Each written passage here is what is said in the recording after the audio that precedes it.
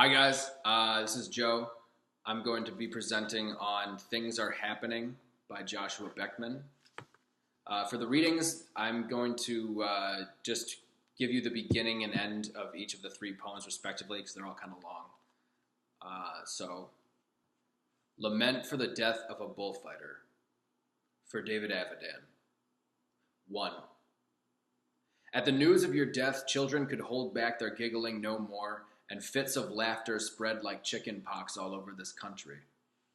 And at first, no one noticed because kids are always doing stuff like that, but soon there was no stopping them, no quieting them down at all. And then the sky turned dark and authority slunk away like the man who never wanted to be sheriff. And the kids stayed outside, floating down the streets in boats made from junk. And when the moon showed up, they finally went in, left their soaking clothes at the door and headed straight for their computers. And then we had lost them to you, their eyes glued to the screen, their fragile hearts pumping with electric blood, their thousand little thumbs frantically bouncing up and down. 9. David, at the news of your death, the trees became sad. Not all of them, of course, but a few in every country. And they decided to skip summer and drop their leaves right then. And despite confusion on the ground, birds in naked nests, and wind with nothing to do all over the world, they have proposed to keep this up. You see, being trees, they can't believe you're not coming back. They say they will do this year after year, stubborn and ignorant trees that they are. They have promised to keep this up, David, despite official protest and calm pleading of every kind. Yes, they are determined to keep this up until you return. My story. My story is that I will not be able to eat for days. His story is that he turned to put groceries in his truck, and the 1-year-old floated helplessly through the parking lot until it hit a brand new Pontiac, the kid jumping at least 2 inches into the visible morning. Everyone's story is about the pavement at the supermarket, the way it smells when redone of leaking oil. My dad's story is that as a kid in Bridgeport, you couldn't afford gum, so people, no joke, chewed roof tar and liked it. The neighbor's story is that in 1996, the poor still look good with scars and tattoos, and boys still want toughness to be in their fathers, big as anything. But my story is simple. A hunger takes hold of me. I become irrational. I reach wildly for things. I see myself in the reflection of a window. I call my mother. She says that I should never have left my family. I call my children. They are understanding. They are like Mr. Alves. They say we must do what makes us happy. This is my story.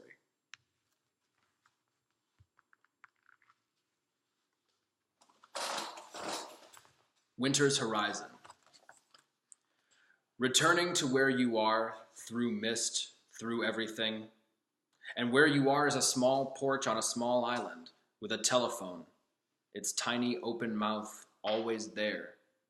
If you concentrate, you will hear a voice within you say, a maternal surety to it, that if you try, and you will try, you can expect a not inglorious moderation from the rest of your life. And so as the poem begins, we visualize my father released from burden, difficulty disappearing, as tension might wonderfully from a back, and it is this year's justice which we, taking our own tiny role in the poem, may enact through sympathy, not pity, and through the desire ourselves to be more grounded, as if the train tracks of our lives were not quite meeting up, and the damn thing would just stop all the time, which, give or take so many years' worth of specifics, is what our lives have been doing these days.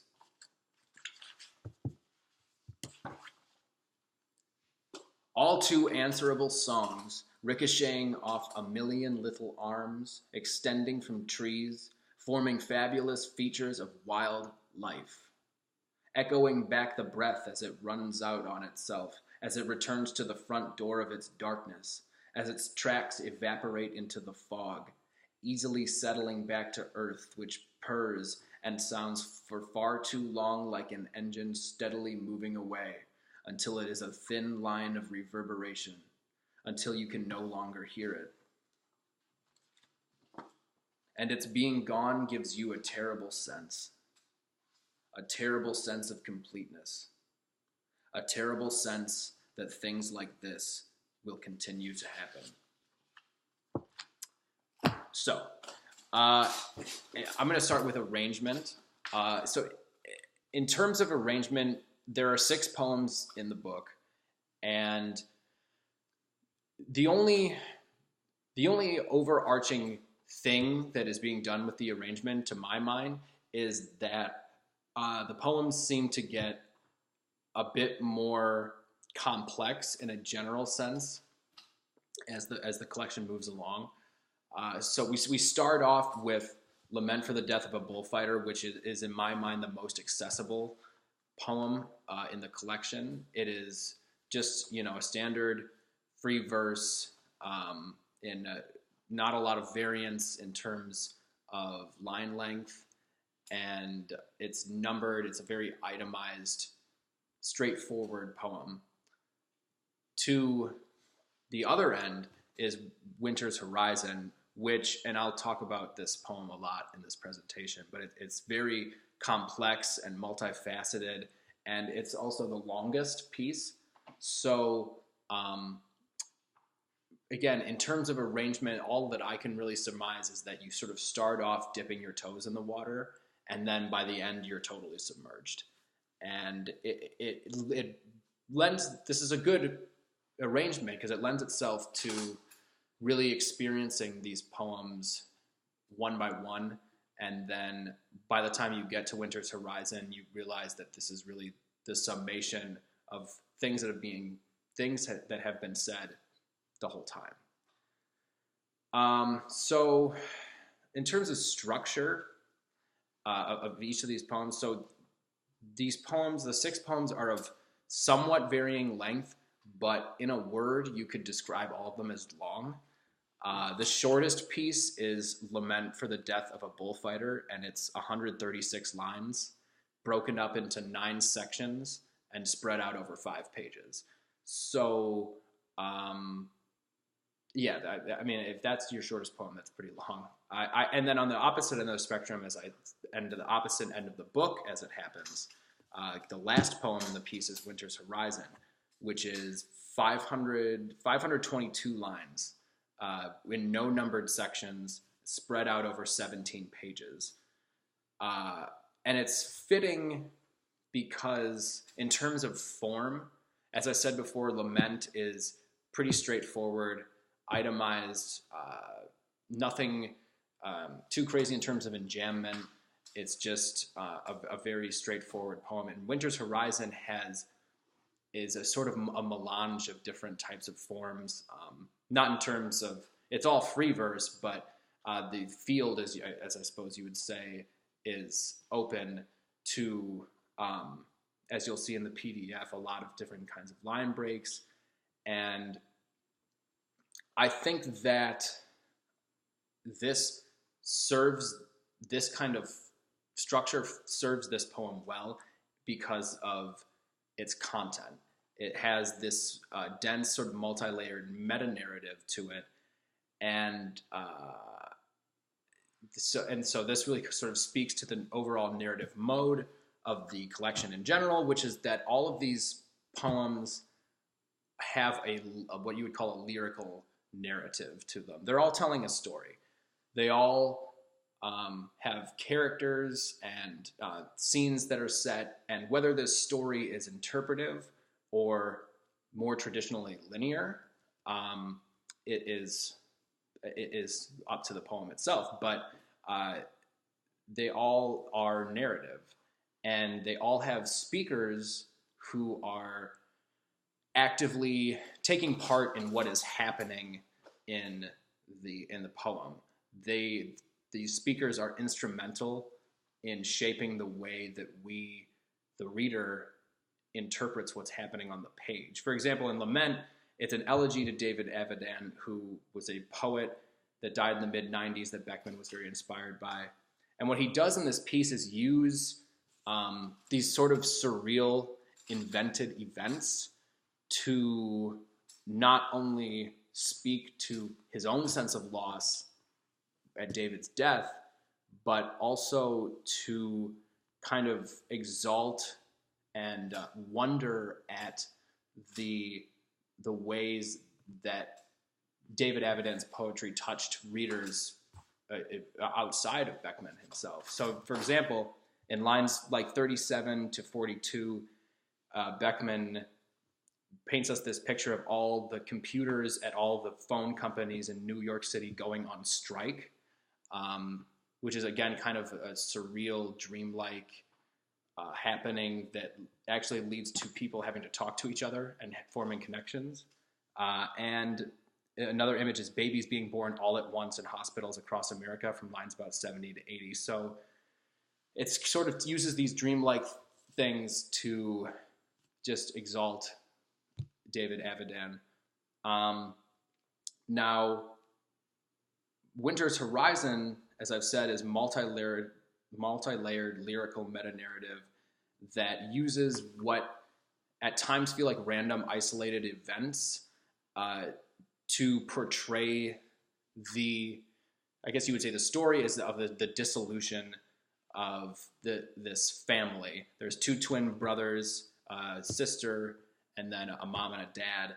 And these characters never really get clearly defined, but they're all troubled. And this family unit sort of dissolves through multiple speakers, through multiple generations. And we also have a poem within a poem, like lines 37 through 59. The sort of more broken up and jammed verse is what I interpret to be the poem within the poem that the narrator is writing while he's sort of using this creative process to cope with the total dissolution of his family unit. So what you end up with is a story within a poem within a story within a poem. And it has this very web-like sort of dreaminess to it that is really served and buttressed by the shape-shifting point of view. And although there is no direct left-to-right resolution reached at the end, there's this feeling of convergence, I sort of thought of it as being narrative spokes that all return to a sort of central hub. And the mention of this hub is sort of what leads me to want to talk about the motifs of this collection. Beckman is, in a few words, sympathetic, honest, and he uses his storytelling to dignify the subjects and he has a great concern and care, and there's a lot of love in the pages. I mean, it sounds corny, but he exalts and celebrates the oftentimes very sad struggle of learning what it means to be a human being. And I just think that that's something that's really relatable. Gerald Stern in his introduction says that he calls this sort of element his print, or he calls it his print, and he calls it affection, which I think is very apt. There's a lot of affection in these pages. The reader is never shut out of the experience. It's very inclusive. There is not a single word in the entire collection that would have you reaching for a dictionary. Beckman is not concerned with being overly academic or scholarly, even though these poems are very smart. And yeah, there's just a great sympathy for the struggles of everyday people. And that's really what I took away. That and his simple diction. He uses simple language to describe psychologically complex things. I think sometimes as writers, big word, big idea comes up, and he just uses very common language to speak to uncommon things. And this is perfectly encapsulated in lines 48 to 49 of my story, which I'm hoping I can find it. Here we go. It says, "What does your story have to do with my life is something that a lot of people wonder." And I really think that you could say is the summation of the entire collection. That's really what Beckman's trying to say. So thanks, guys.